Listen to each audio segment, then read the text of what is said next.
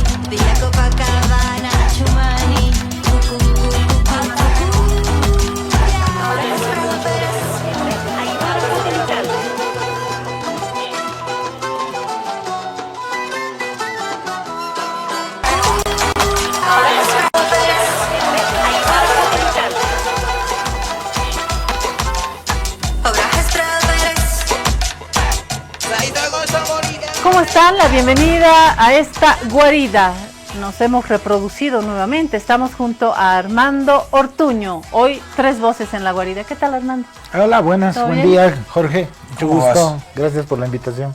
Hoy no hay bloqueo, así que Sí, uno puede caminar. uno puede tomar tranquilamente o el taxi, o el Puma, o el Trufi, o el minibús.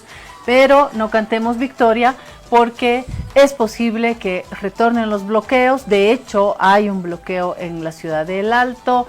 Está en la demanda de los indígenas que llegaron desde el oriente. Están las demandas en salud, en educación, tierras, transporte, la gasolina, los dólares. La CAO también está protestando. Hay un mapa de conflictividad que Armando va a leer en esta su guarida, y hablaremos también de economía, porque Armando es economista de base y un observador de la política, de los conflictos, así que vamos a tratar de tener un panorama más claro. Mapa de la conflictividad, mapa económico. Y aparte que cuando se mueve el árbol de la política, recae sobre la economía. ¿Verdad? ¿No? ¿Verdad? Fíjate lo que pasa con la guerra de Estados Unidos e Irán.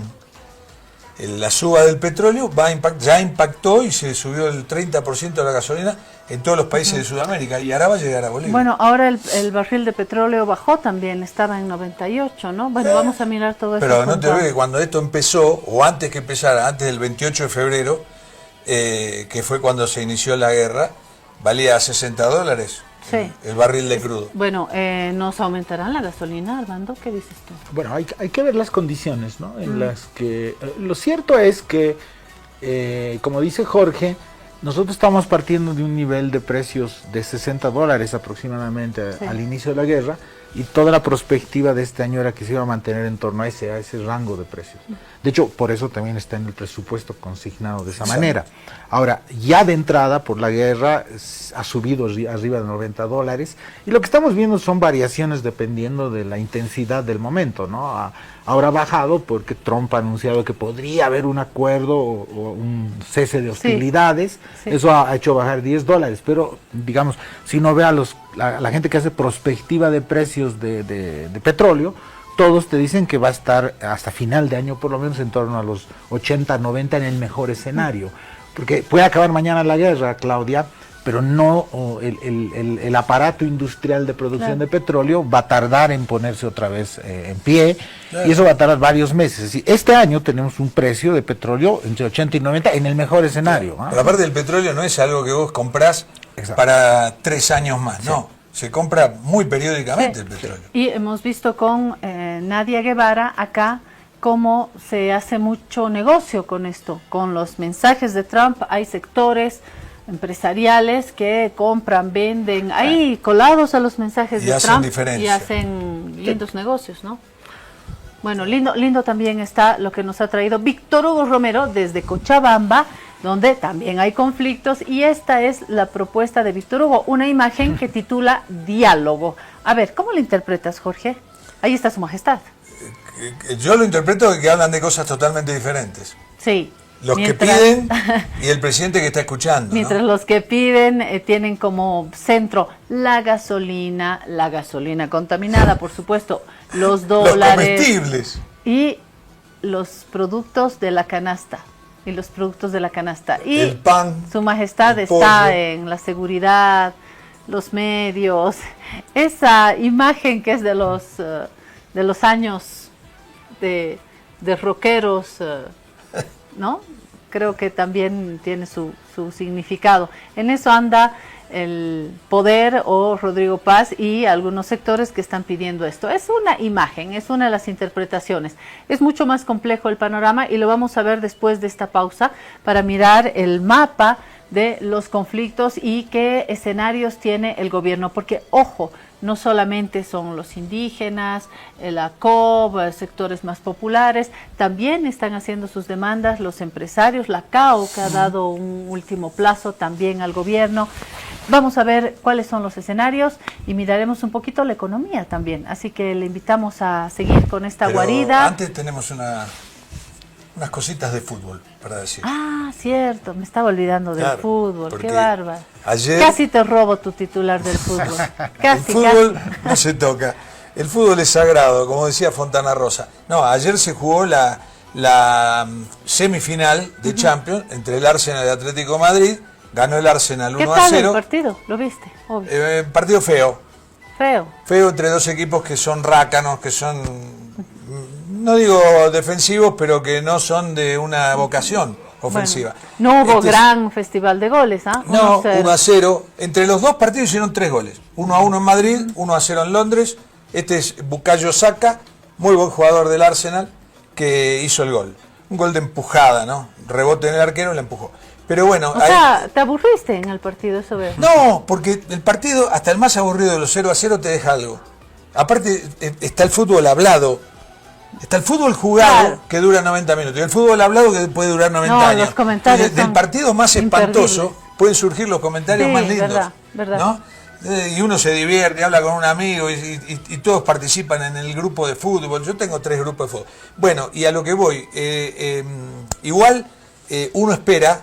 Hoy se juega la segunda semifinal. Bayern Múnich en Alemania contra el PSG. Los futboleros y futboleras lo ven a qué hora caen. 3 de la tarde. 3 de la tarde. Por ESPN, el primer partido ganó 5-4 en París el PSG.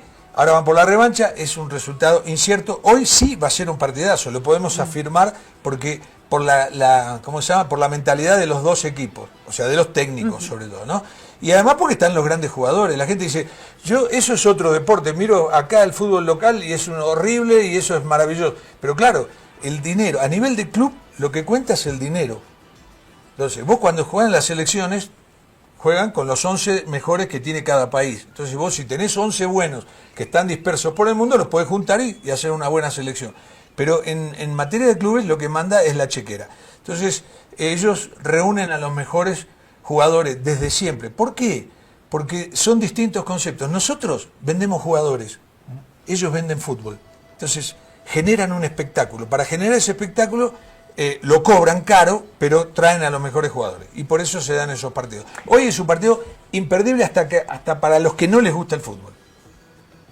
Yo, mi comentario último es que no se olvide de tomar su Refrianex, que auspicia esta guarida, y de ir ahorrando su platita en Prodem, que tuvo un súper sorteo del que vamos a hablar más adelante. Así que gracias a nuestros auspiciadores y gracias a usted, que nos da el ánimo para seguir trabajando en esta actividad que tiene su crisis también, el periodismo. Seguimos con la guarida después de esta pausa.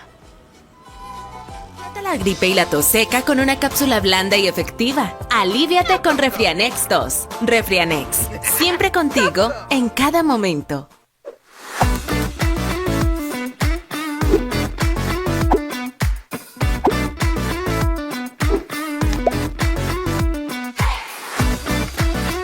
Esta entidad es supervisada por ASFI.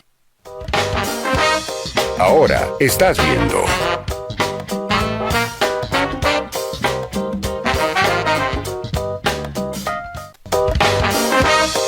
Continúas viendo.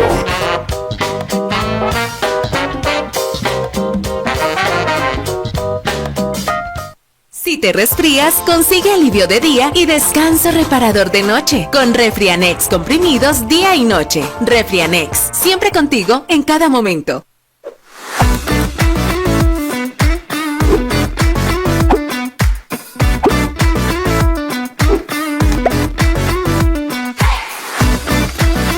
Esta entidad es supervisada por ASFI.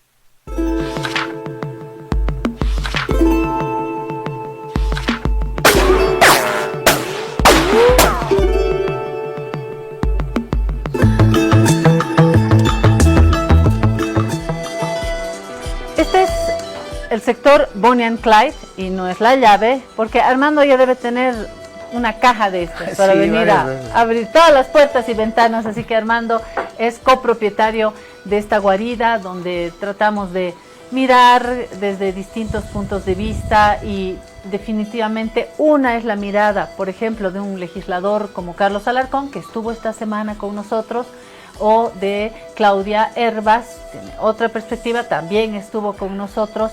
Yo creo que hay que mirar y ponerse en los zapatos de distintos actores para intentar una mirada más serena en un momento de tempestad. Ahora me voy a copiar del paraguas de Prodem, no porque llega la lluvia de premios, que ya pasó, tendremos otras cosas en Prodem, pero voy a tomar su paraguas para protegerme de la tempestad que sí se viene. En lo económico, hablaremos en la segunda parte, Armando, y en lo político, porque estamos entrando en una etapa delicada.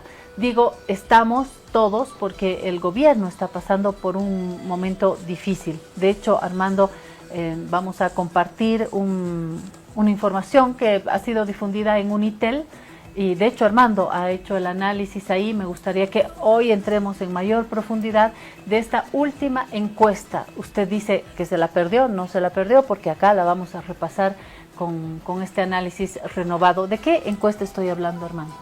Bueno, es la encuesta que realiza regularmente Ipsos Dies Mori, que se viene presentando desde hace unos 7 meses, que yo creo que tiene la ventaja de ser una encuesta que es regular, por lo tanto podemos ver una evolución. Tú sabes que en las encuestas uno saca más información cuando tiene una serie de un seguimiento finalmente del dato. Es la manera más eficaz, yo diría, de ver cosas, no solamente un punto. Es una encuesta realizada en las 4 ciudades del eje: La Paz, El Alto, Cochabamba, Santa Cruz. Ahí tiene una limitación, hay que decir. Es urbana. Efectivamente, es urbana y en 4 de las ciudades. Eso, para que los telespectadores sepan, eso es más o menos en el padrón electoral el 50% del padrón. Si hay un 50% del país que, por muy bien que esté hecha la encuesta, no está reflejado en ese instrumento. Entonces hay que también saber los límites. Una línea, Armando, no solamente es la cantidad, es también la perspectiva de un pedazo de la población importante que no está ahí. Exacto. Y que su contexto rural también le condiciona su mirada, ¿no? Y es más que rural, es incluso mundos periurbanos, ¿no? Entonces sí, efectivamente esa es la limitación de la encuesta y hay que decirlo, pero evidentemente es el instrumento que tenemos. Tampoco hay otro instrumento que nos permita tener una lectura, digamos, una lectura por lo menos de cómo está viendo la opinión pública. Entonces hay que tomarlo como referencia, pero yo siempre digo que hay que tratar siempre de ser cuidadoso. Las encuestas siempre son fotos borrosas del contexto, pero bueno, ese es lo que tenemos como dato, y de hecho ya hay información interesante, ¿no? ¿Por qué cuadro empezamos, hermano?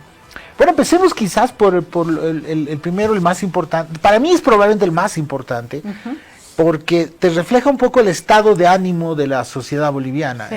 Aquí esta pregunta bastante clásica, muy probada, es: ¿diría usted que el país va en la dirección correcta o en la dirección incorrecta? Sí. Y esa es una clásica pregunta que lo que trata de medirte es hasta qué punto la gente está optimista o está una pesimista. Percepción. Digamos. Exacto, una percepción general.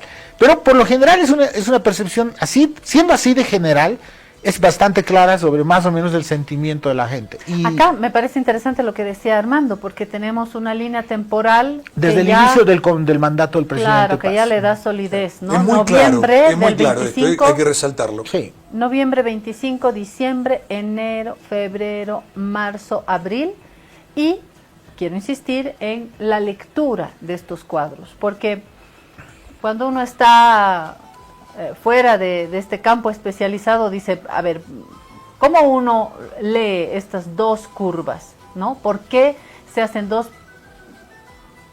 curvas para Dos una misma parábolas. pregunta, ¿no? Me gustaría, Armando, que nos des un... Bueno, en un verde, ABC. en verde está la gente que te dice que el país va en dirección correcta. Uno podría decir que es un porcentaje de las personas que tienen una visión optimista sobre cómo está yendo el país.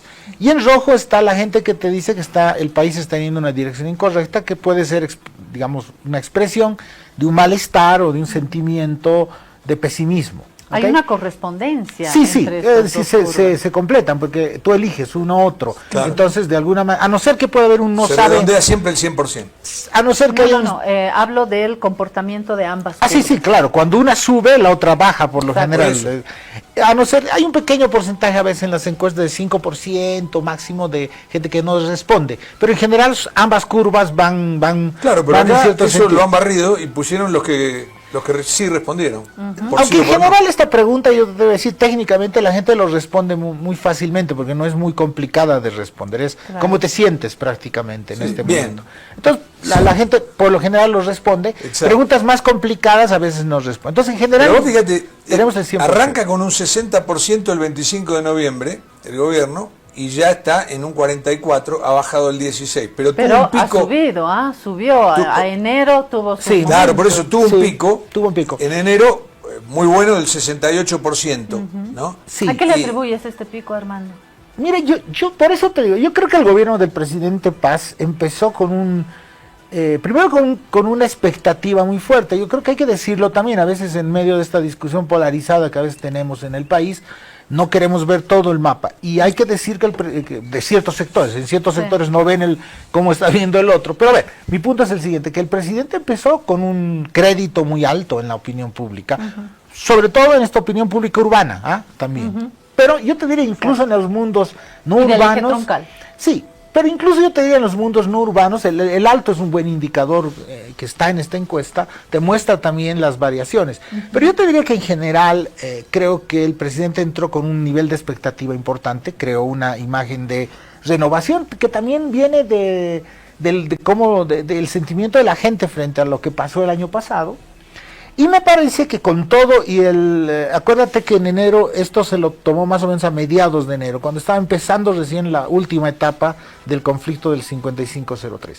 Pero yo te diría que hasta mediados de enero la impresión de mucha gente es que el gobierno había hecho lo correcto, incluso con el tema de las subvenciones al combustible, porque había cierto consenso social también que ya no podía seguir el problema. Exacto. Y el gobierno a partir de eso mandó señales de tranquilidad en el tema dólar, etcétera. Y yo creo que en enero es el momento más alto de esa situación del presidente, ¿no? Entonces, eso se refleja en mucha gente que opinaba que la situación iba bien, que las cosas parecían encarrilarse, y yo creo que ese fue el momento, digamos, culmen del gobierno, ¿no? Estamos hablando de la segunda, tercera semana de enero. Y yo creo que ahí es donde podríamos decir que las expectativas, pero también ciertos resultados del gobierno, pues marcaban positivo, ¿no es cierto? Y bueno, ahí empiezan las las complicaciones. Ahí comienza el resbalín, Sí. hasta caer al 44. Sí, pero yo creo que ahora tú sabes que es clásico, cuando uno ve estas cosas en muchos países, siempre va a encontrar que un gobierno por los primeros 2 o 3 meses, salvo un gran error, tiene como le diríamos una tracción positiva. ¿Sí? La gente le da... de Cheque hecho, en blanco. Va con el envión. Sí, y de hecho Entonces, por eso mucha gente habla bueno, de ahora, luna de miel incluso. yo creo ¿no? que al Sí. comienzo, este gobierno, además de la expectativa buena que pudo haber generado per se, está el hartazgo del gobierno anterior, Del que le pasado. da, es decir, lo potencia, Totalmente. porque Correcto. la gente está harta. Sobre todo cuando es un gobierno tan malo. Claro. Y Exacto. diría más, cuando es un gobierno de izquierda tan malo, porque tengo la sensación de que hay una vara particular ahí. Cuando un gobierno de izquierda es tan malo como el de Arce, pues uno le da un cheque en blanco, ¿no? Al nuevo. Claro. Entonces aprovechó ese hartazgo de la gente, más lo que pudo haber generado con su discurso político, Y le hizo fue cosas, bien. Pero- hizo una cosa que yo creo que sigue siendo de hecho el principal activo del gobierno hasta ahora, y hay que acordarse. Sí tomó en diciembre la medida que mucha gente pensaba que no se podía tomar, y no le fue tan mal al final en esa medida, que es el fin de las, por lo menos la reducción de las subvenciones del combustible. Claro. Y además demostró, y eso hay que decirlo, que la sociedad boliviana, pese a lo que mucha gente decía, estaba dispuesta a aceptar un ajuste cuando era percibido como algo razonable, ¿no es cierto? Y que podía solucionar el problema. Y eso te muestra también la madurez de la población boliviana. Por eso a mí me molesta un poco que en ciertos análisis todo el mundo ahora hable de cuando empiezan los conflictos de otro estilo. Vamos a ver ahora lo que pasó.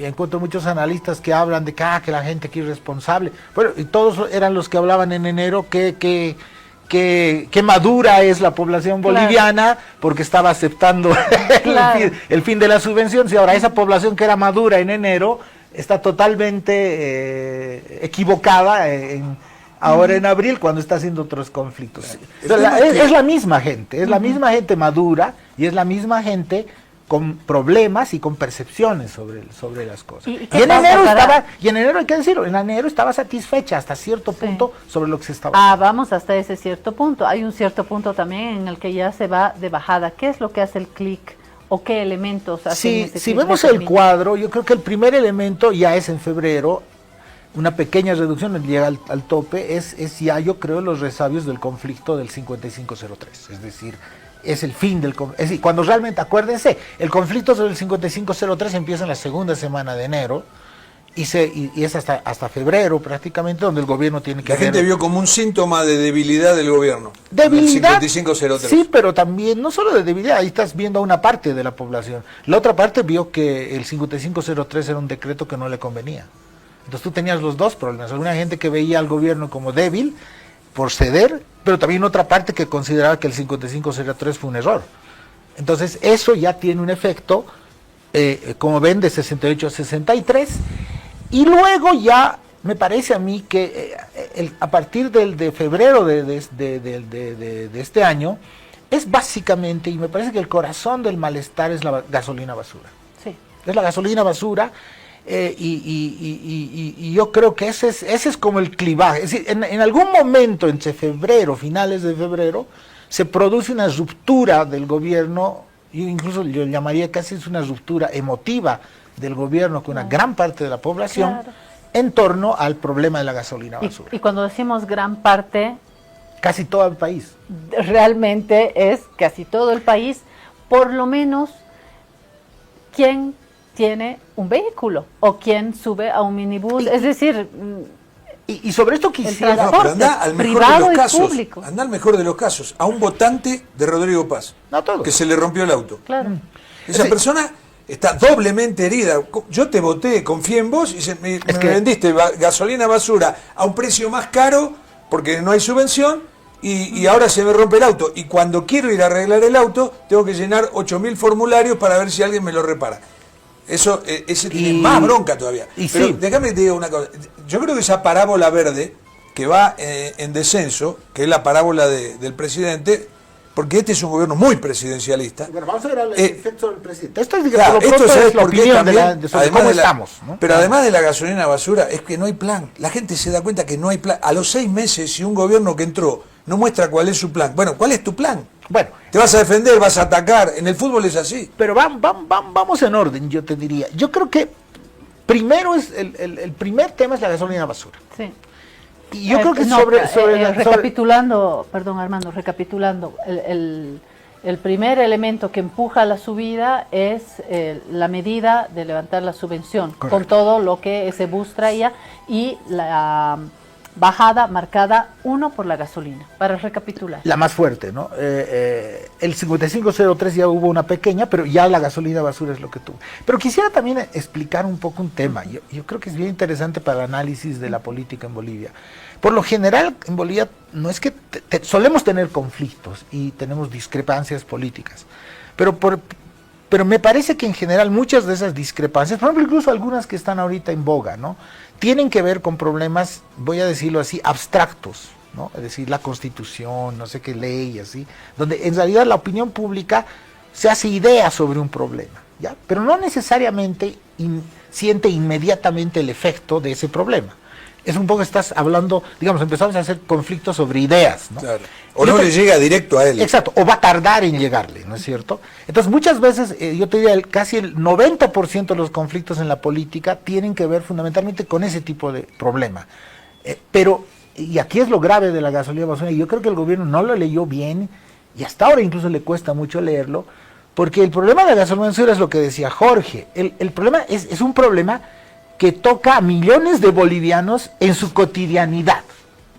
Sí, ya no es que estoy hablando sobre una idea, no, estoy hablando sobre mi carro está parado. Sí, no estás hablando de la justicia, la constitución. O un problema político, ¿no es cierto? No, va a llegar. Estás hablando de lo que te toca a vos. Y ahorita, ¿no es cierto? En este momento mi carro está parado, no tengo con qué llegar a la casa, no tengo con qué recoger a mis hijos, hay mucha gente con ese tipo de problemas. Aparte de eso voy y tengo que pagar 2.000 bolivianos para que me lo arreglen, etcétera, etcétera. Entonces, el problema de la gasolina basura era un problema concreto para la gente que lo veía en su cotidianidad, que incluso si no le afectaba al hermano, al amigo, lo veías en la calle, es decir, fue creciendo. Y el gobierno, es interesante porque la gasolina basura estalla más o menos en la segunda semana de febrero. Y es fascinante, no sé, terrible, que estamos ahora entrando a la segunda semana de mayo, y el problema sigue ahí, es decir, por lo menos, a ver, y perdón, ha avanzado, Armando, pero nunca fue explicado. Bueno, es que hay varios problemas, ahí yo tengo una amiga que maneja muy bien comunicación de crisis y ella me decía, mira, si tú lo analizas la secuencia de lo que pasó en los últimos 4 meses en Bolivia, te das cuenta que el gobierno hizo todo lo que había que hacer mal en una gestión de crisis comunicacional, pero todo, ¿no es cierto? Tú sabes, tú también eres periodista, ¿no? A saber, ¿qué es lo que no hizo, Armando? A ver. Bueno, lo primero que te dicen en una crisis de esta naturaleza es que tú tienes que primero explicar con claridad qué pasó, porque es un problema de certidumbre. Primer tema de crisis. Todavía no ha sucedido. Pues ¿Qué más? Es interesante, no ha sucedido hasta ahora. Segundo problema, tienes que asumir emotivamente tu responsabilidad frente al problema. ¿Qué quiere decir? En cristiano te tienes que disculpar. Y mientras te disculpes lo más antes posible, mucho mejor. Tercer problema, ya me disculpo, pero entonces solucioname el problema. Exacto. Entonces tienes que ser súper eficaz en solucionar el problema lo más rápidamente posible. Y en acompañar a la gente en el daño que le has hecho. Y no es un acompañamiento solo en plata, a ratos es también un acompañamiento hasta emotivo, ¿no es cierto? Tienes que compadecerte digamos, de las peripecias que pasa la gente. A mí me da la impresión que nada de eso se hizo, por lo menos, bueno, algunas cosas se han hecho, pero desde el inicio del gobierno, ¿cuáles son los errores? Primero negar que hay problema. Gran error, ¿no es cierto? Segundo problema, ya hay el problema, pero no solamente negar, volverle a tirar la culpa por esto digo, a Arce. Eso es otro. Pero vamos, yo le iba a decir eso. Es otro problema. Que a la gente le cae mal que vos le sigas tirando el fardo para atrás. Sí, porque más que tirar el fardo atrás, el problema es que no hacerte responsable tú. Es el tema de la disculpa. Porque, a ver, ¿cuál es la lógica hasta católica de la disculpa? Asumes una responsabilidad, ¿no? Claro. Listo. Pero si mi tema es que frente a un problema, primero digo, no existe. Ya. Segundo paso, es que es pequeñito, es en algunos departamentos. Tercer paso, sí, es grave, pero yo no tengo la culpa. ¿Es cierto? Es decir, la secuencia es terrible en términos comunicacionales. Sí, y bueno, y luego, no tengo la culpa, pero a ver, había sido grave, pero entonces te voy a explicar de que hay unos seres malignos que son los que han hecho esto. Bueno, no aparecen los seres malignos, porque todavía si querías argumentar que había seres malignos, traes al ser maligno, claro, ¿no es cierto? Lo pruebas, pero tampoco llega al ser maligno, ¿no es cierto? En algún momento dices, sí, ya, discúlpenme, pero ya a esa altura del partido el siguiente problema de la gente es, ya no es el tema, disculpa, querido, yo he gastado 2.000 pesos, yo tengo mi carro, y entonces, ¿cómo me solucionas el problema? Exacto, como dice el abuelo de Heidi, con perdón no comen las cabras. Claro. Hay que darle una solución. A esto yo quiero añadir 2 puntos en medio de esta crisis real y una ausencia de una política comunicacional. No hay una política comunicacional y encima hay un cambio ahí en el vocero. La gente siente, ¿no? Cuando pasa algo en tu clase y cambian el profesor, uno dice, aquí hay problemas, ¿por qué cambiaron de profesor? nos decimos lo mismo en la población cuando hay un cambio nada menos que en la vocería presidencial y paralelamente hay cambio en el Ministerio de Hidrocarburos y paralelamente o como consecuencia hay cambio en YPFB. Y aquí uno va contando y van 2 ministros de hidrocarburos, van 3 cabezas de YPFB, va un cambio en la vocería, va uno en la ANH, si le parece poco contemos los viceministros, la de autonomía que le hicieron volar a la primera de cambio, el viceministro de seguridad, podemos juntar un par de autoridades más y ahí es donde creo que se pierde la fortaleza. Es que lo que tú cuentas, Claudia, para mí es el corazón del problema. Es decir, aquí el problema no es solamente un problema de... Yo creo que a ratos le carga mucho, así hay un problema ahí grave, pero a veces le cargamos también mucha tinta al tema de la comunicación. Escucho a muchos colegas que un poco se ha vuelto ya el leitmotiv desde hace 2 meses, el gobierno es malo en comunicación, ¿ok? Sí es malo en comunicación, digo, no necesitamos demasiada habilidad para darnos cuenta, pero me parece que habría que dar un pasito más. Oye, ¿por qué es malo en comunicación? Oye, y yo creo que el problema que ya empezamos a ver... Porque lo que hay para comunicar no es bueno. Exactamente, si volvemos al punto, que en comunicación política uno sabe que una gran parte, por eso es comunicación política, una gran parte de la comunicación política no es solo la parte de la habilidad de un vocero o que tengas un gran sistema de medios, sino lo que tengas para comunicar. El contenido, y ahí llegamos al tema de la política. Entonces, a mí me parece que este desaguisado ha mostrado la debilidad, yo le llamo del dispositivo político del gobierno. Es decir, porque todo gobierno tiene que tener un dispositivo. ¿Qué quiere decir un dispositivo? Gente y una organización, una manera de hacer las cosas, que tiene que funcionar para cumplir ciertas funciones y dar un resultado a la gente, pero también tiene que ser capaz de asumir situaciones de crisis. Un gobierno no es solamente cumplir lo planificado, porque a veces, y eso pasa siempre, tienes crisis, ¿no es cierto? Tienes una crisis como esta, seamos también sensatos, yo no creo que nadie, no es el gobierno que ha dicho, ay, vamos a vender gasolina de mala calidad, no, pero pasan esas cosas. O no es culpa del gobierno que hace 2 meses empiece la guerra en Irán y entonces te mueva todas tus fichas, ¿no es cierto? No, eso no es culpa del gobierno, pero ¿dónde es tu responsabilidad de gobierno? Que tú tienes que tener un aparato y una organización del poder político lo suficientemente bien hecha y lo suficientemente sólida para manejar todo esto, ¿no es cierto? Para manejarlo, para evitar que sea más grave.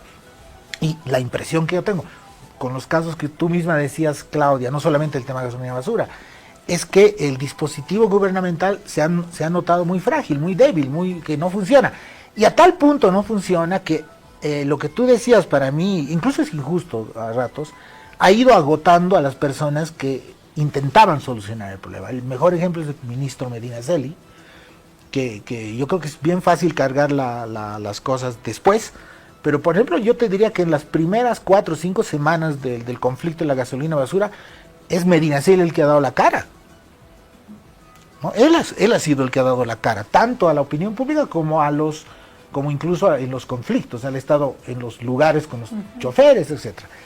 Pero en la medida que el hombre tampoco es apoyado, que no hay una estructura y que no solucionas y que no te dan los medios, eso es lo que te pasa, él se va achicharrando, sí. Se fue achicharrando, y por eso incluso te digo, es un dispositivo político que incluso pone en riesgo a su propia gente. Sí. ¿No? Hablando de gente, me gustaría también apuntar en este momento de la discusión las caras, ¿quién da la cara? Me parece que hay también una política que se va acomodando en el camino. Armando acaba de decir, ¿quién da la cara en ese momento? Medinaceli, ok. En otro momento estaba la vocera, cayó la vocera, no había vocera hasta que hay un nuevo vocero.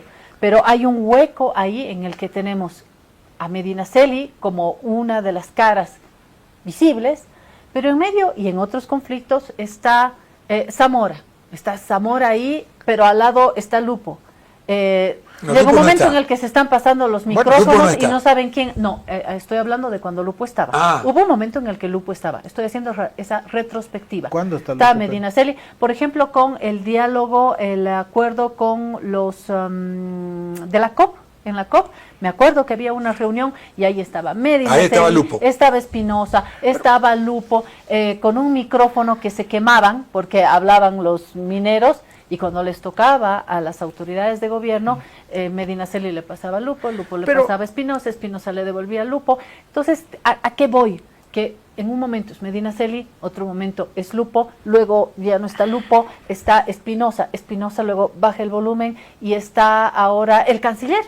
Ahora a mí me sorprende el canciller hablando de la marcha indígena, que si financian, no financian, como una voz muy fuerte. Hay un vocero que salió, pero ahora no tanto, ¿me entiende?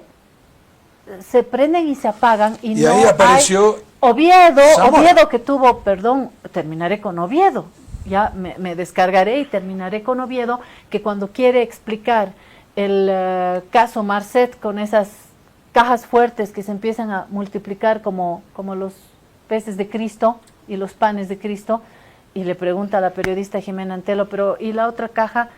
No, la otra, pero usted no sabía.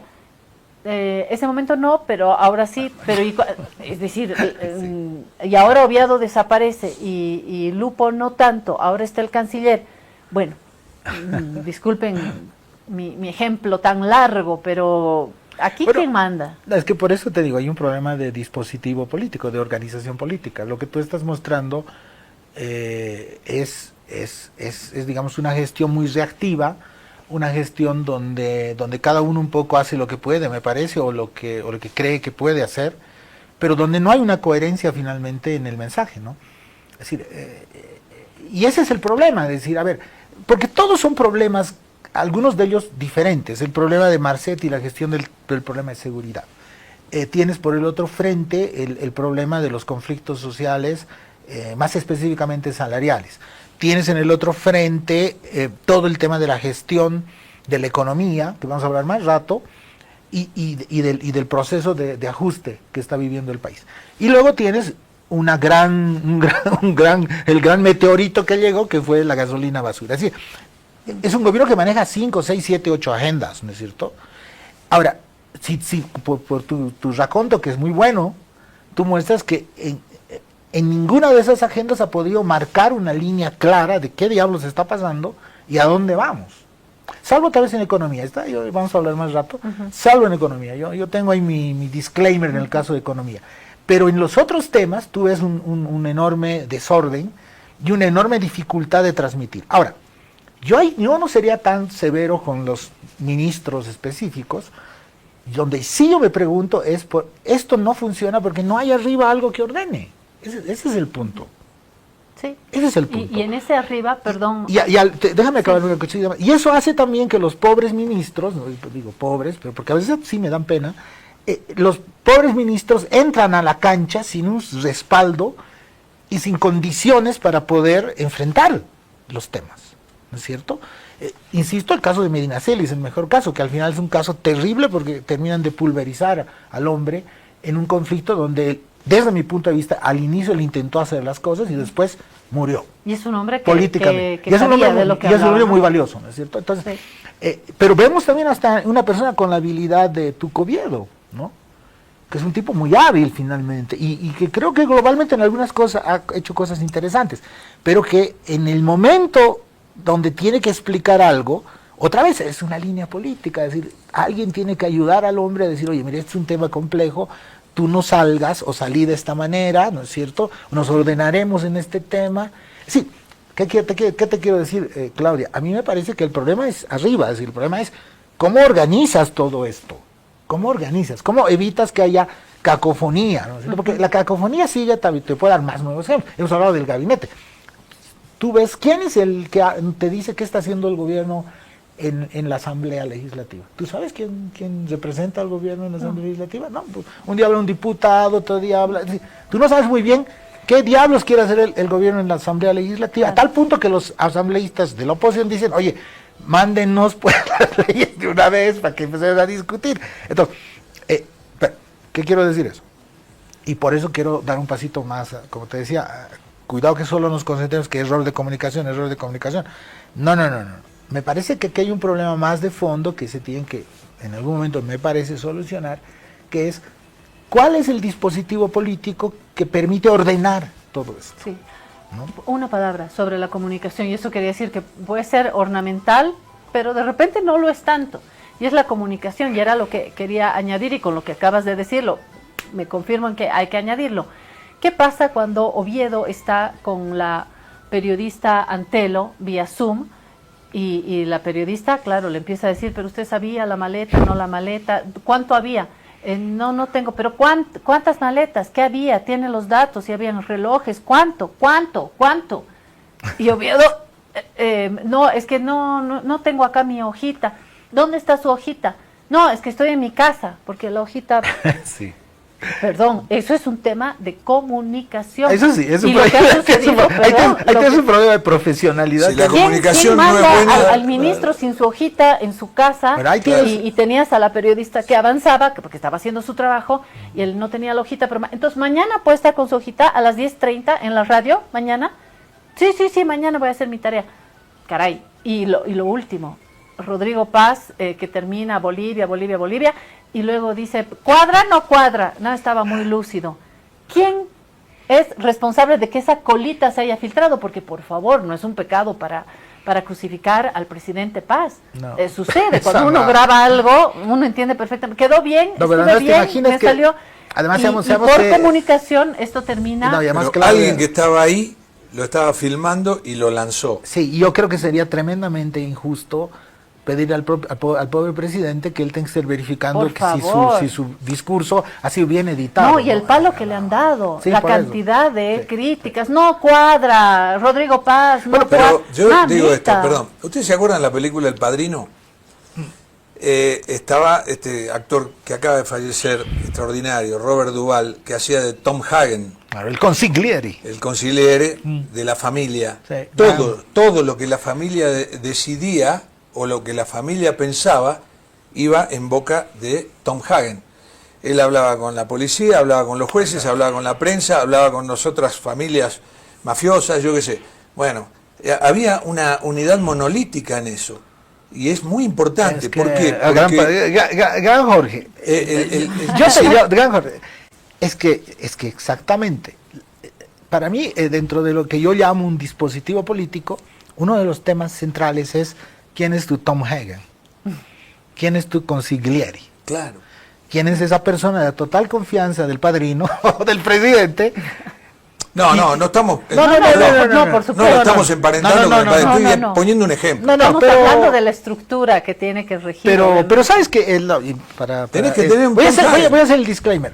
Dicho sea de paso, yo invito a nuestros telespectadores que vean El Padrino, porque además de una historia, digamos, de mafia y todo eso, es una fantástica historia política. Es decir, uno puede aprender mucho de política viendo la lógica de las lógicas que hay en El Padrino. Así que en el fondo, cuando uno habla del Padrino, entre algunos amigos estamos hablando de política, no estamos hablando de mafia. Por eso digo, pero el rol de Tom Hagen, para los que vean, es justamente de un personaje que tiene la mayor cercanía con el líder, ¿no? Con el que toma las decisiones. Eso, Con el cuidado, padrino. Tom Hagen no toma las decisiones. No. Es el padrino. Es el Él caso- comunica. Pero Tom Hagen comunica y Tom Hagen organiza y ordena la lógica de todo eso, ¿no es cierto? Para los que han visto la película, él es el que, por ejemplo, tiene que controlar al hijo tumultuoso. No, o dice, interpretado- ¿cómo vamos a comunicar esto? Y él dice, Tom, Y- no, te digo, y él tiene dice, que organizar- tenemos periodistas en nómina. Exacto, o él mismo tiene que, ¿No? y él O sea- mismo tiene que controlar un poco a todo el mundillo en torno al padrino, al hijo este que es súper Efusivo. súper efusivo, al otro hijo que siempre anda arruinándola, ¿no es cierto? Es decir, él es un hombre que maneja la familia, es un articulador. comunica y logra transformar la idea en este caso, del líder, en acción y en comunicación. Entonces, Pero para eso tenés que darle confianza. claro, eso. Armando, tenés que conseguir Sí. un Tom Hagen y decirle, vos vas a ser el vocero y tenés nuestra confianza. Y nadie más de lo que estamos acá Por eso, habla. por eso ¿Es digo, así? no, por eso te digo. Entonces, y venimos al problema del dispositivo político. Tú necesitas dentro del gobierno personajes que te puedan cumplir esas funciones eficazmente. Y tampoco estamos contando cosas que no existen. En Bolivia hemos tenido personajes. A ver, en Bolivia tienes dos funciones que yo creo que en todo gobierno se tienen que cumplir razonablemente. Uno es la función, digamos, de la gestión de la política pública, es hacer las cosas, dar resultados, hacer funcionar el aparato del Estado, ¿no? Eso es algo que tienes que hacer. Y el segundo tema que tienes que hacer es gestionar lo que llamaríamos la dimensión política, el relacionamiento con los actores, con la asamblea, con los actores sociales, es decir, un poco tu brazo más político de gobernabilidad, ¿no? Entonces, tú tienes que tener ahí personajes o al menos una estructura que te permita gestionar bien eso, ¿ok? En Bolivia, por ejemplo, tradicionalmente, agarramos un gobierno que ha gobernado casi 20 años, el gobierno, bueno, 15, el gobierno del presidente Evo Morales, ¿no? En el gobierno del presidente Evo Morales, tú sabías más o menos quién era el hombre que te gestionaba la política pública. Ese fue el gran rol, y algunos dicen casi hasta de primer ministro, de Álvaro García Linera.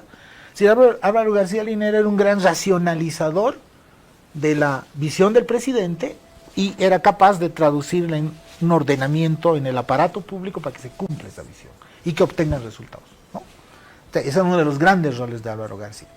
Y luego siempre tenías a personajes, ya sea como Quintana, Romero en cierto momento, que podían resolverte un poco el ordenamiento político, ¿no es cierto?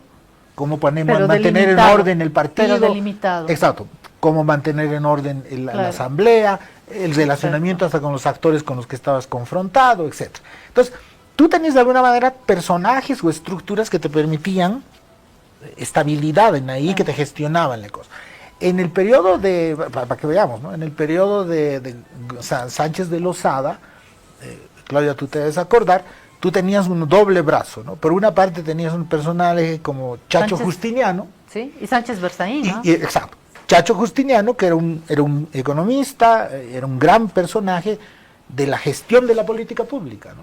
Que te ordenaba, que te daba la coherencia de la política pública.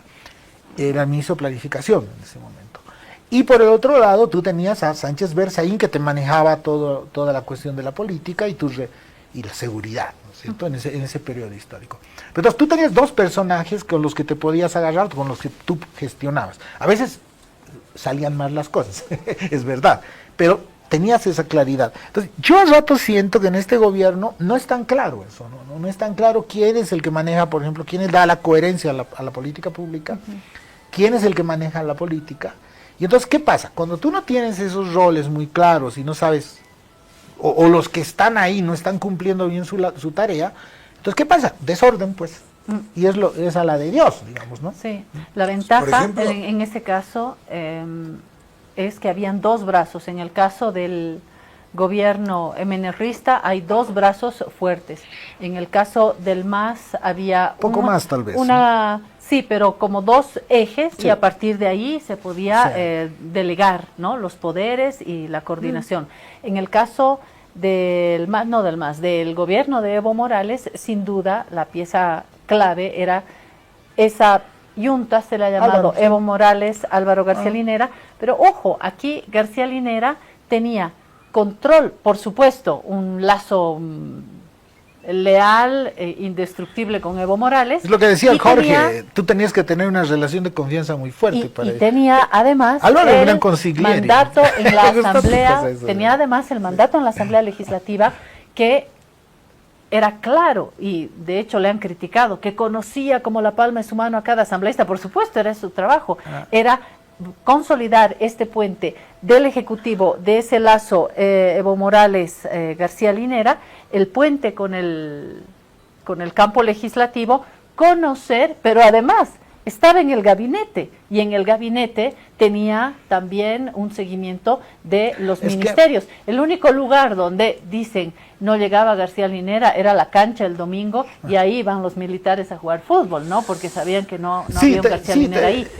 Hoy con Lara, perdón, pero a Lara lo han... Bueno, es que por eso te digo, este no es un tema de roles institucionales. No es un problema, el diseño no es político, no es un tema de roles institucionales, es un problema de personas, ¿no? Es decir, tienes un punto tú, Claudia, importante, es que sí, efectivamente, Álvaro no era solo la política pública, él tenía la habilidad de moverse en ese espacio, pero vincularse también con los aspectos políticos.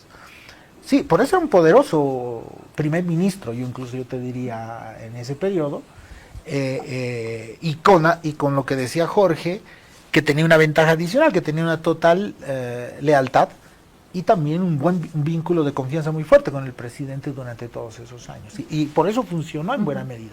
Y luego tenías grandes operadores que también te cumplían ciertos roles, ¿no? Con Ramón Quintana, Romero, y dependiendo, y en otros momentos algunos otros personajes más. Sí. Entonces, lo que te digo es que puedes organizar de diferentes maneras. Puede que no tengas un personaje como Álvaro García, hay que ser muy versátil para manejar varias cosas, ¿no? Probablemente no lo tienes. Pero lo que no puedes no tener es un dispositivo que te cumple más o menos esas funciones. Hay Eso que sí, reemplazarlo con algo, ¿no? probablemente necesitas 2 personas o 3, pero lo que no puedes no tener es alguien que te maneje la política, alguien que no te ordene la gestión pública, alguien que no te enfrente las críticas, la gestión de crisis comunicacionales. Y me parece, hay un tema adicional que a ratos ando pensando desde hace unos 2 años casi, que me da la impresión que además hay un tema también de época. Claudia, ¿Cómo es eso? Me parece que, y eso no es un problema solo boliviano, estamos en un momento de la historia de la humanidad en que el inmediatismo es muy potente, en el que la comunicación Total. Se ha vuelto una moledora de carne, ¿no?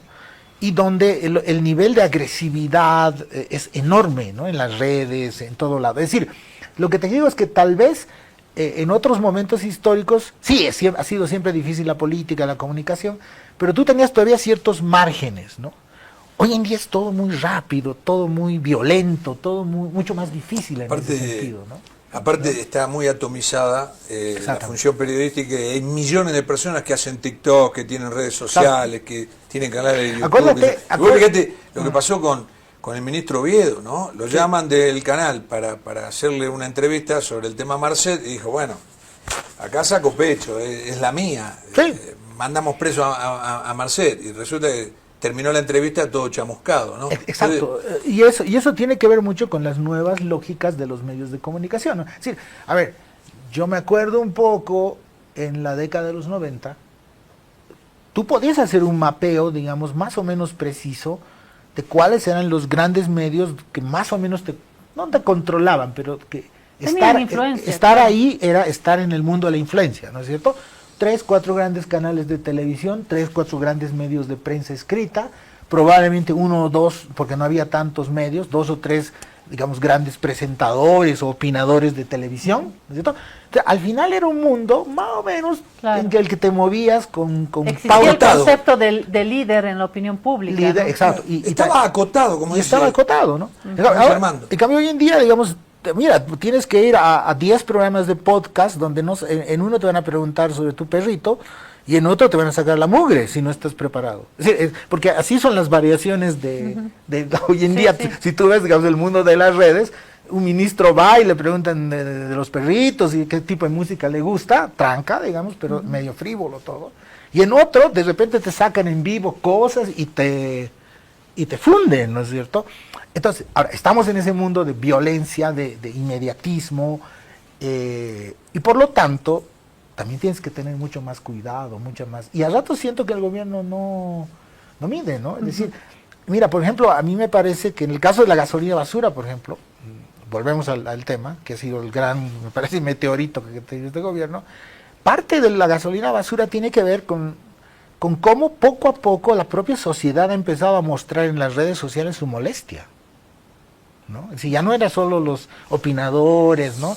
O los grandes medios, sino me acuerdo, yo te voy a decir una cosa, hace un mes más o menos, cuando vi a una influencer en TikTok, sacando un TikTok que tenía cientos de miles de observaciones, que decía, me han arruinado mi carro y ustedes son unos desgraciados, ahí yo dije, aquí ha pasado algo. ¿No es cierto? Claro. Aquí ha pasado algo. Que era una señora X, nada que ver con la política, no ocupada de otras cosas, no gastronomía, no sé qué cosa. Y esa señora se toma un minuto para decir su molestia por el tema de la... indignada. Porque le habían arruinado su carro que se había comprado. Pero mi punto es que cuando tú ves eso y tú luego ves la cantidad de gente que lo replica, ¿verdad? Dices, oye, es decir, esta vaina se está poniendo color hormiga para el gobierno. resultado esos datos Sí. que hemos visto de la encuesta, ¿no? Tengo otro punto que pongo sobre la mesa de Armando, y tuya también, Jorge, y es las estrategias de la política tradicional, ni siquiera irnos a las últimas modas en la tecnología. Vamos a lo que no hay que hacer cuando tienes el poder político y tienes un mapa activo de la conflictividad como tenemos hoy. Bueno, ese es otro Me tema. parece que si en la COP vienen con el famoso y ya conocido pliego petitorio, creo que no es buena idea decir, a mí no me vengan con pliego petitorio. Vamos, eso entorpece, porque tienes un sector que tradicionalmente ha funcionado así. No, ya no es tiempo del MAS. Antes del MAS ya había este ritual del pliego petitorio. Partir con no me vengan con, creo que entorpece. O cuando hay una marcha indígena y tenemos autoridades, el canciller claramente en este último tiempo, que dice, no, ojo, hay fundaciones que en lugar de poner la plata a activar la economía, están pagando esta marcha indígena. Yo no me voy a meter de si la pagan o no la pagan, porque los financiamientos están en todo lado, como el amor, los financiamientos están en todo lado. Pero es torpe decir a estos marchistas, que uno está solidarizándose con los marchistas que están atravesando el país, y decirles que son pagados, que están desinformados. A ver, es que no entienden. Otro mal consejo: no digas al sector que está protestando, no, es que ellos, a ver, que les expliquen, por favor, explíquenles a los indígenas. Me parece que es un mal consejo. O decir, estos son movimientos políticos interesados para destruir la democracia. Esta no es la manera de poner la alfombra al diálogo. Y termino con este último ejemplo. Es Evo Morales. Evo Morales está detrás de todo esto. Yo creo que Evo Morales está pensando cómo enfrentar el juicio que se le viene. No sé si son los mejores consejos. Ni siquiera estoy hablando de la tecnología, Armando, estoy hablando de lo que hasta los griegos tenían que entender en términos políticos, ¿no? Sí, pero es que lo que pasa también, a ver, yo creo que, a ver, es súper clásico también el hecho de que cualquier gobierno que entra le eche la culpa al anterior. Tampoco ahí estamos descubriendo la pólvora, digamos, ¿es cierto? Es decir, en otros regímenes lo primero que hacía el siguiente que entraba es que le cortabas la cabeza al anterior, digamos, ¿es cierto? Entonces, esa vaina es desde el tiempo. Entonces, a ver, es muy fácil recurrir a eso. Y de hecho escribí un artículo el fin de semana sobre eso. Y además en la política siempre estamos con las lógicas conspiranoicas, ¿no? Conspirativas.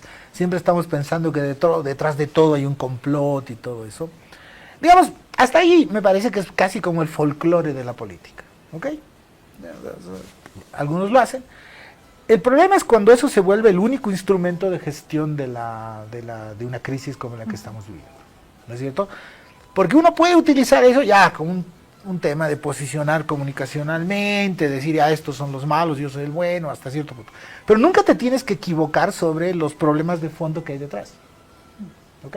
Entonces, si te equivocas eso, tu estrategia de polarizar y de victimizarse no va a funcionar, ¿no? De hecho, lo que uno ve ahorita, por ejemplo, un poco cuando hace una lectura de opinión pública un poco más fina ahorita en medio de este conflicto, es que ya una parte de la población, en alguna parte de la población puede funcionar esa cosa.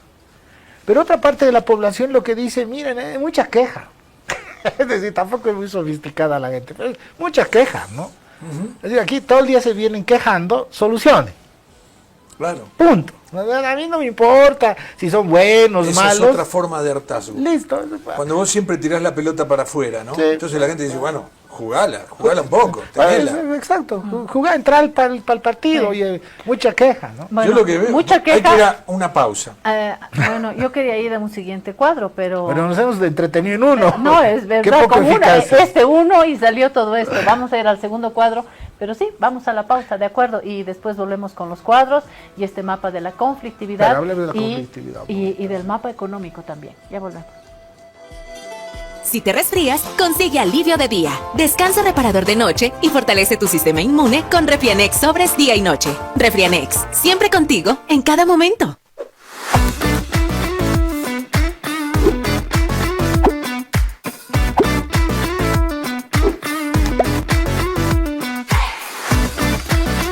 Esta entidad es supervisada por ASFI. Ahora estás viendo.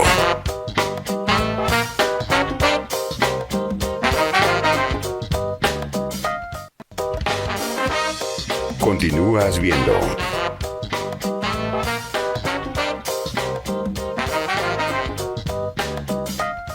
Alivio efectivo a todos los síntomas del resfrío con Refrianex comprimidos tradicionales. Refrianex, siempre contigo, en cada momento.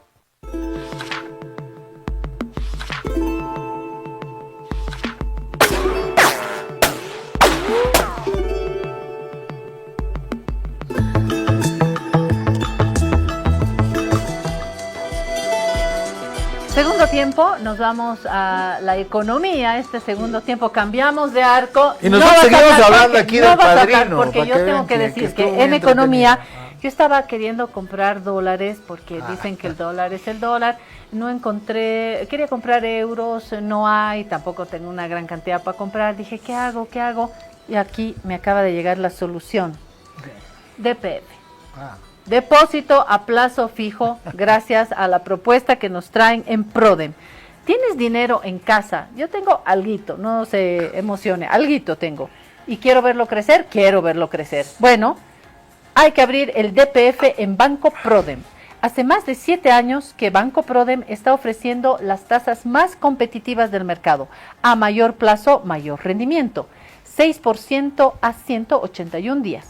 8% a 361 días y hasta 9% en plazos mayores. Además, si abres tu DPF en línea, recibes además un 0.5 adicional sobre el plazo que elijas. Así que hay que abrir el DPF en el Banco Prodem. Aquí está el economista. ¿Son buenas tasas de interés, Armando? Funciona. Son 9-8%. Sí, de las más altas, digamos, del mercado, ¿no? Ahí está, Son lo las dijo, más altas lo del dijo mercado. el experto. De ¿Qué las más querías altas. decir, Jorge? Pero aparte, no, aparte se te hace 9.5 si haces la operación vía digital, ¿no? No, lo que quiero decir es esto, se va a cumplir un año de que vos ponías al 9.5% un plazo fijo en Banco Prodem y la gente decía, pero ¿para qué vas a guardar en bolivianos? ¿Por qué no te refugias en el dólar? Pero resulta que el dólar llegó a tocar, a tener un pico de 20 pesos, de 20 bolivianos, y bueno, esto es como quien dice la carrera de Bugs Bunny con la tortuga. Resulta que la tortuga llegó primero, ¿no? Claro. ¿Por qué? Porque el dólar se planchó, se derrumbó, se cayó a 9 pesos. Hoy está en 10, no está mucho más en 10. Y el 9,5 siguió siendo muy firme, una muy buena opción para cuidar tu dinero. Sí, además hay por lo menos 20 personas que en este momento están, pero pensando qué van a hacer con 50,000 bolivianos. Acabamos de vivir el sorteo, mañana le vamos a mostrar las fotos, una fiesta muy, muy linda, muy amistosa de Prodem. 50,000 bolivianos, 20 bolivianas y bolivianos que han ganado este premio en el mercado campesino en Tarija, en la ciudad en Santa Cruz, en área rural en La Paz y así en todo el país. 20 personas que hoy tienen esa platita y que la pueden hacer trabajar con un DPF. Así tenemos que volvernos todos economistas, Claro, Armando. te pueden cambiar la vida. A un microemprendedor 50,000 bolivianos le hace mucho, ¿no? Verdad, verdad. Bueno, a lo que vinimos. Segundo tiempo, pelota en la economía, ¿no? ¿Me dan el pase? A ver, A ver qué puedo hacer con la pelota. No, A yo ver. lo que digo es esto, que esa parábola verde descendente Sí. del gobierno, uno cuando dice el gobierno, esta es otra cosa que emana, ¿no?, de este gobierno. Cuando uno dice el gobierno, no, uno dice Rodrigo Paz. Acá todo es Rodrigo Paz. Los ministros son actores de reparto, pero muy de reparto. Y esa parábola descendente que en un momento estuvo en el 68% a favor y ahora está en un 44% de que ve bien la marcha del gobierno, ha logrado que hasta posibles aliados se volvieron opositores, como es el caso de Doria Medina, que ya está en opositor. Yo Lanza no sé. todos los días. En esta novela no sé bien dónde ponerlo. Sé dónde está Tuto Quiroga. Tuto Quiroga está sonriendo, además con su corona nuevita en Santa Cruz, tiene la gobernación en Santa Cruz con JP Velasco, y Jorge Quiroga aprovecha cada momento para decir, bueno, yo habría hecho esto, ustedes deberían hacer esto. Él es muy firme. En el caso de Doria Medina, que es el otro actor en este triángulo, Rodrigo Paz, Samuel Doria Medina y Tuto Quiroga, ahí yo no sé bien dónde ubicar a Samuel Doria Medina. Pero empezó a tirar piedritas. Pero sigue apoyando, tiene sus ministros, tiene sus actores, tiene actores sé si- grandes y pequeños, pero al mismo tiempo está siendo crítico. ¿Dónde lo ponemos? No sé. No sé si tiene sus ministros, la verdad. O sea, a mí la impresión que me da es que, bueno, sí hay gente que trabajó con él. Que Lupo está... Espinosa no tienen nada que ver con él. Sí, porque no ha habido un acuerdo de coalición formal. Yo, la interpretación que tengo, pero me puedo equivocar, por supuesto, es que son como fichajes personales.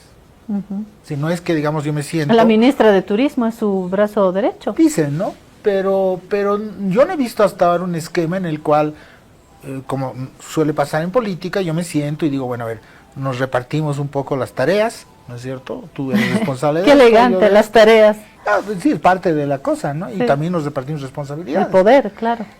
Yo no he visto eso, y de hecho es lo que viene reclamando Doria Medina desde hace ya varios meses, y al parecer no se le resuelve el problema. Entonces yo veo que hay personas que han estado vinculadas con él, que están en el gobierno, algunas muy importantes, que sabemos que más o menos su bancada ha sido probablemente lo más ordenado y lo más fiel, porque la del PDC se ha ido de alguna manera dividiendo en los últimos meses, y lo que realmente Unidad Nacional era un poco un bloque sólido, relativamente disciplinado, hasta hace un mes.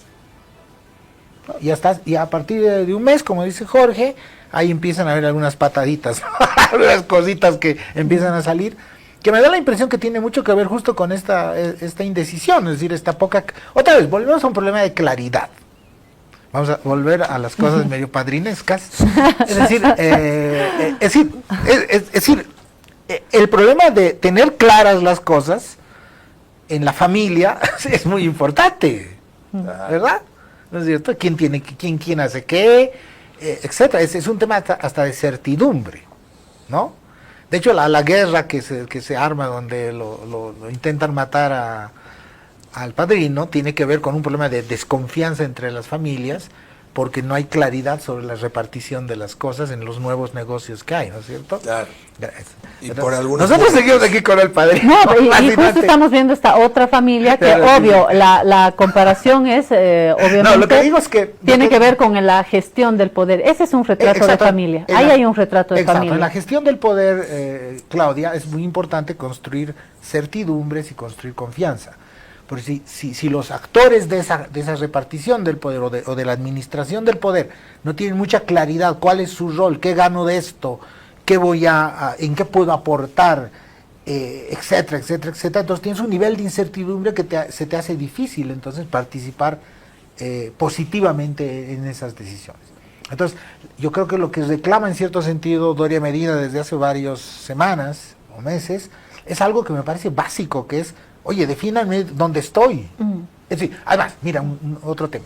Yo soy aliado de un gobierno, y al ser aliado del gobierno también a mí me caen los palos. Tú ves las redes y a Doria Medina poco más y le acusan de todas las cosas malas en las redes, ¿no? Es decir, De este gobierno. de este gobierno. Entonces me estoy ganando broncas por estar con el gobierno. Bueno, mi pregunta es, y entonces, ¿Y yo qué gano? y yo uno, ¿qué gano? Y segundo, no te copito en las decisiones, ¿no es cierto? Sí. Entonces, Hasta acá hemos hablado de las camisetas. Todos están con camiseta. Los que están en la fuerza de Tuto, con Samuel Doria Medina, en el poder actual junto a Rodrigo Paz, todos tienen su camiseta. Pues sigue siendo un Pero hay profesor, poderes ¿no? que no tienen camiseta. Tienes razón. Forzosamente lo hizo notar en esta guarida Adolfo Mendoza, ¿no? El poder de los poderes fácticos.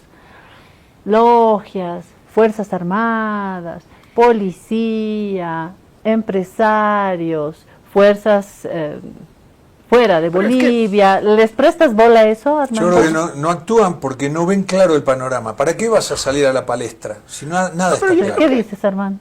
Sí, por supuesto. Es decir, a ver, yo tengo una hipótesis, ¿no? Que he escrito en varios artículos, que es que, a ver, si hay un rasgo del momento político, el momento no político, el momento histórico del país, que creo que estamos viviendo, es, yo le llamo una enorme dispersión del poder. Es decir, estamos en Bolivia, parte del derrumbe, yo creo, político del movimiento al socialismo, lo que ha generado es un enorme vacío, pero también una enorme dispersión del poder, ¿ya? Porque ese partido también concentró demasiado poder, probablemente. Pero cuando se cae, todo se dispersa, y además la propia sociedad se ha vuelto compleja.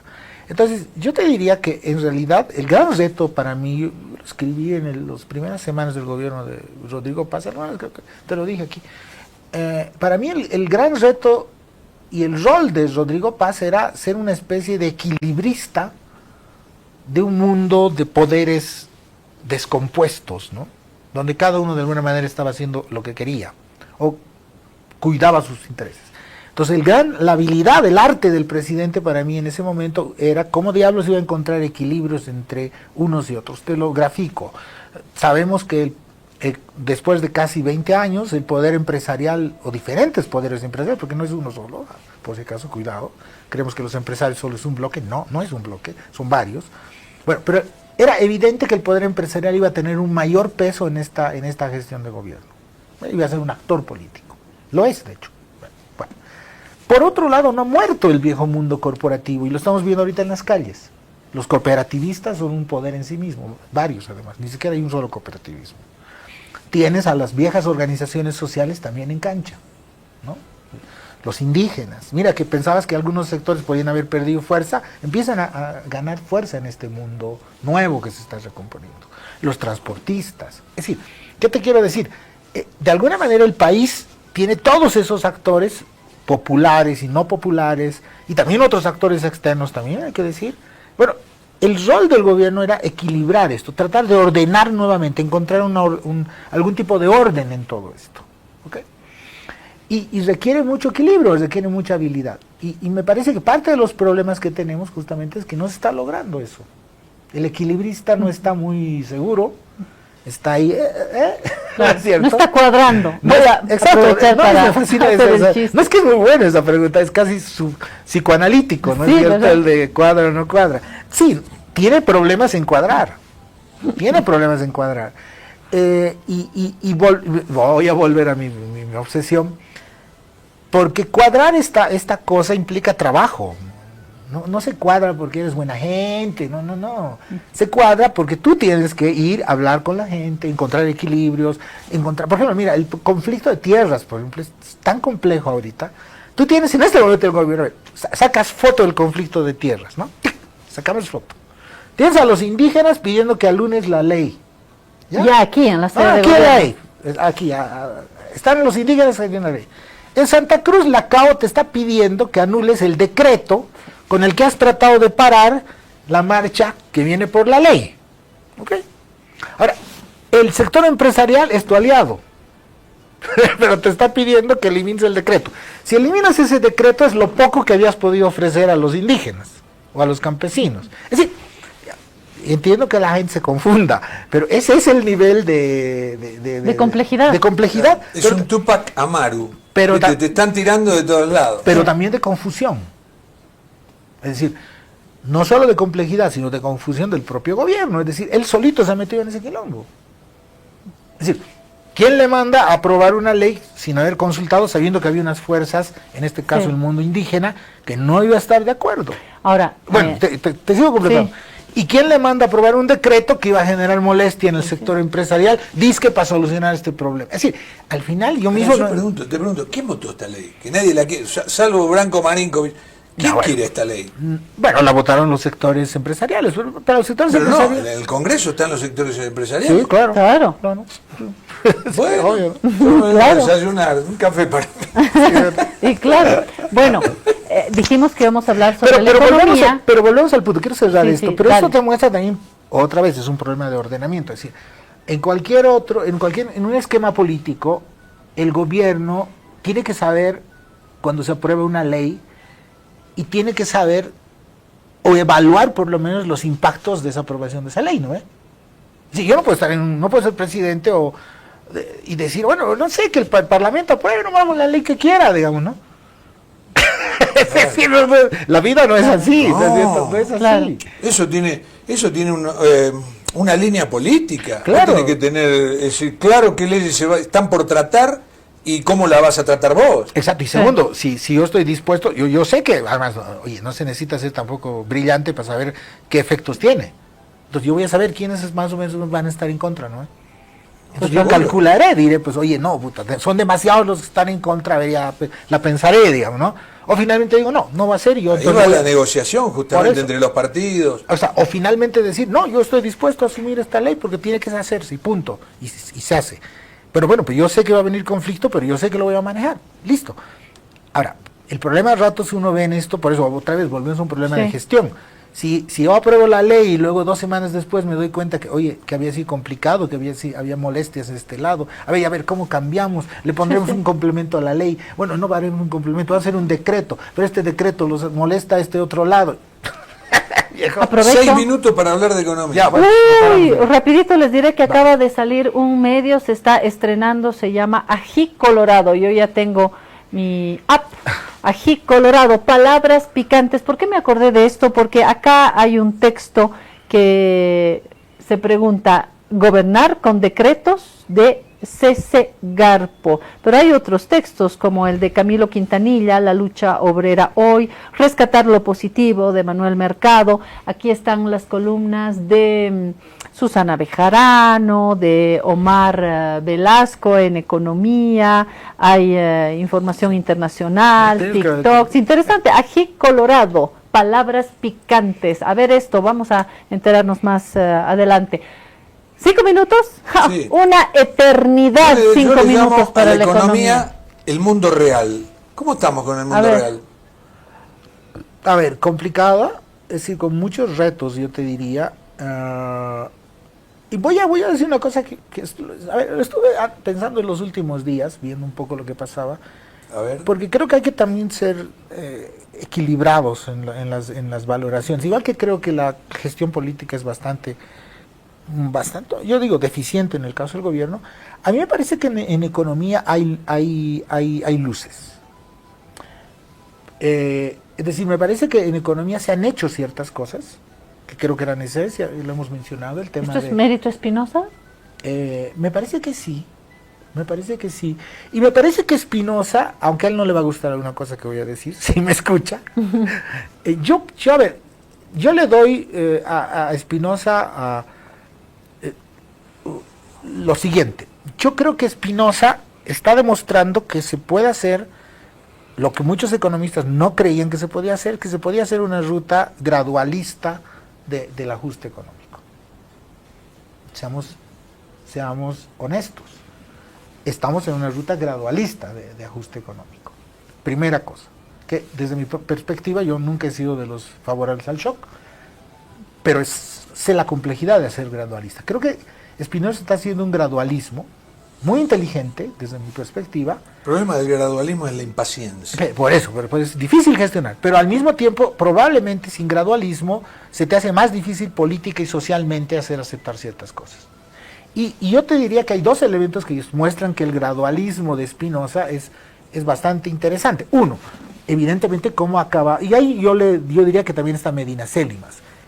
El tema del fin por lo menos la reducción de las subvenciones, creo que ha sido en general bien manejado y sigue siendo el gran activo del gobierno para adelante, ¿ok? Pese a que ahora el tema de Irán le está complicado.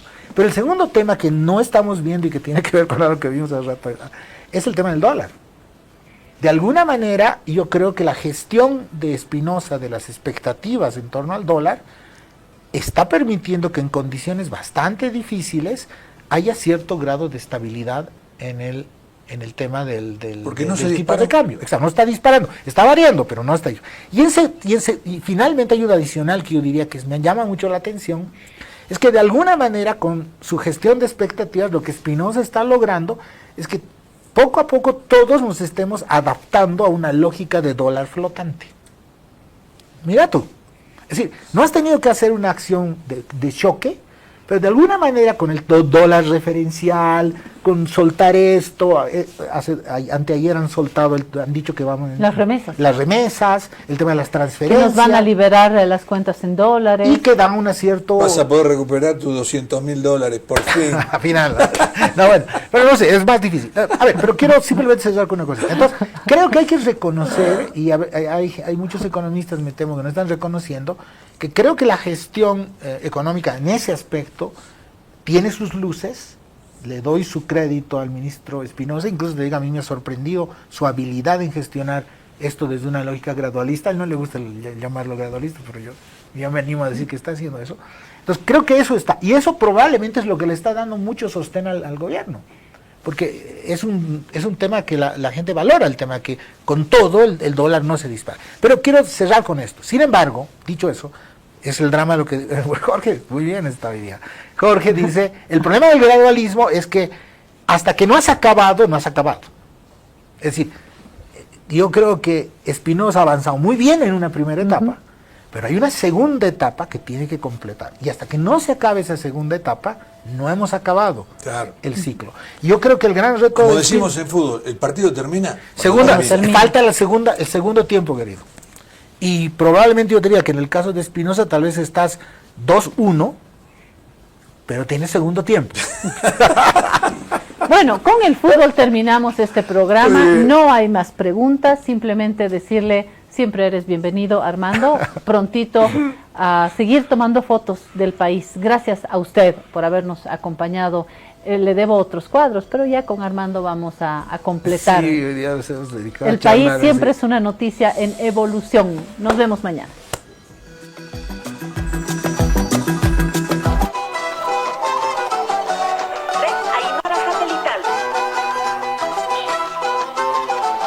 Primer plato, Radio Cutipa.